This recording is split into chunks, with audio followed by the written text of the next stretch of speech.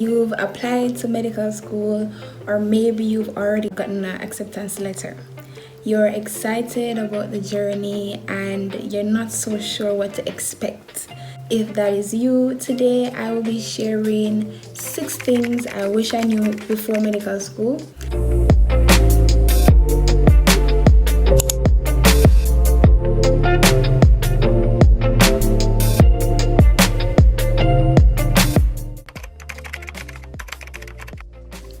First things first, you want to study consistently throughout the semester. I cannot emphasize the importance of this enough. If you study every day, or maybe at least 4 or 5 times for the week, you will be fine. Well, considerably fine. But if you wait until the day before your exam to study, it's not going to work. Med school is demanding.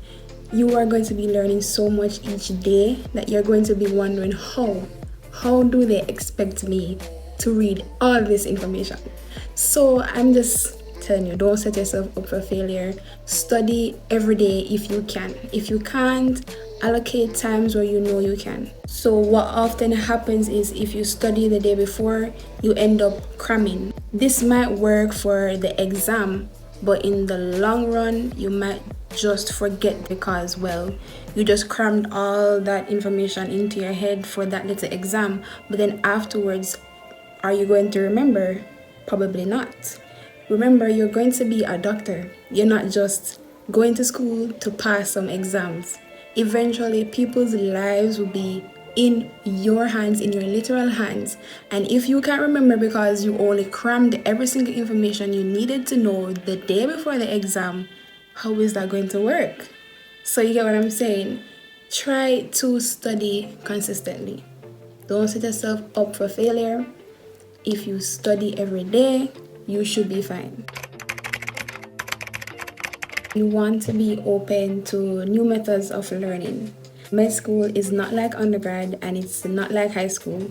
You can't just write everything off a PowerPoint or everything from a textbook and then think you just automatically remember everything. Concepts are going to be more advanced. The volume of information is just going to be more, and you will have to adjust the way you learn, the way you approach learning. You just have to, because it doesn't normally work the way it does in high school.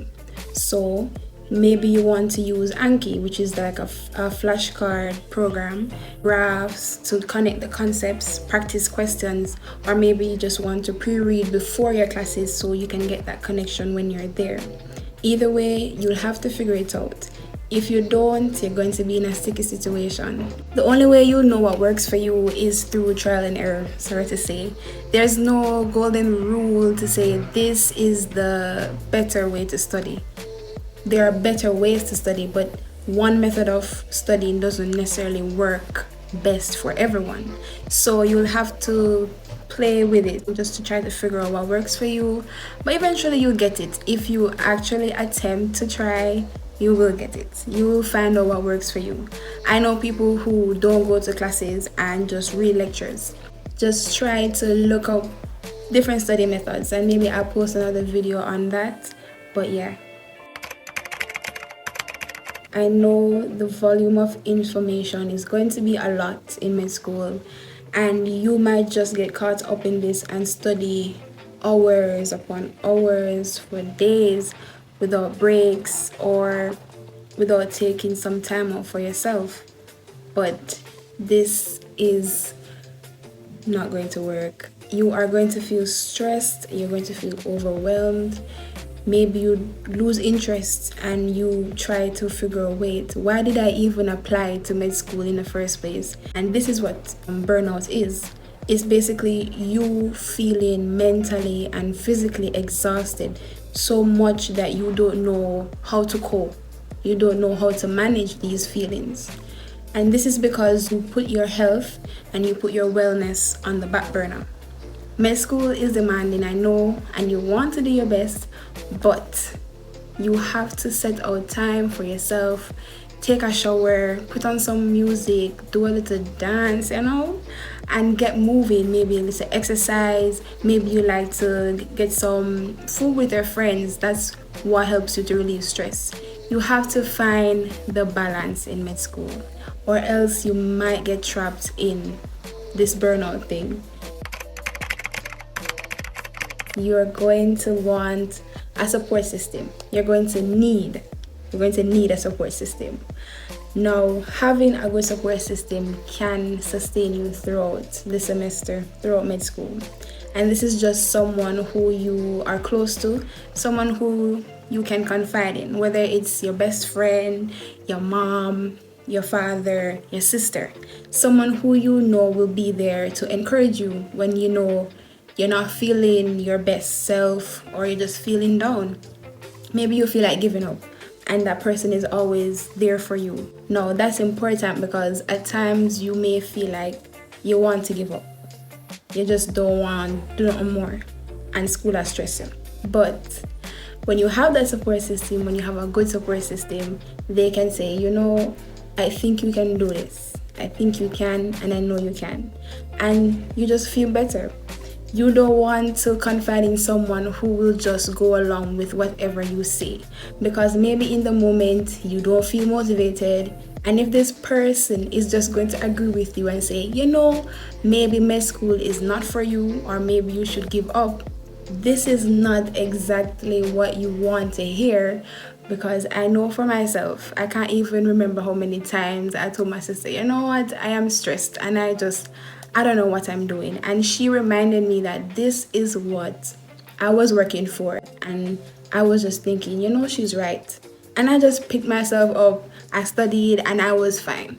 So that's what I mean. You want to confide in someone who will help you out, someone who understands you and know that maybe you're just feeling demotivated in the moment, but you have your goals in your mind for the long run. You want to get to know a senior medical student, whether it's a year or two above you, and this is because they have been through it. So they have the experience and they have resources that they can share with you, whether it's a soft copy of a textbook or just general advice that they can give you to make your life a little bit easier. So I'm saying to get to know a senior medical student, but purely academically. I'm not saying to go to nobody. But yeah, they can be very helpful. But what I would say is don't take every single word as gospel, because sometimes they might not like a course or didn't have a good experience with the course. Maybe they didn't like the lecture, or just the overall course to them was boring.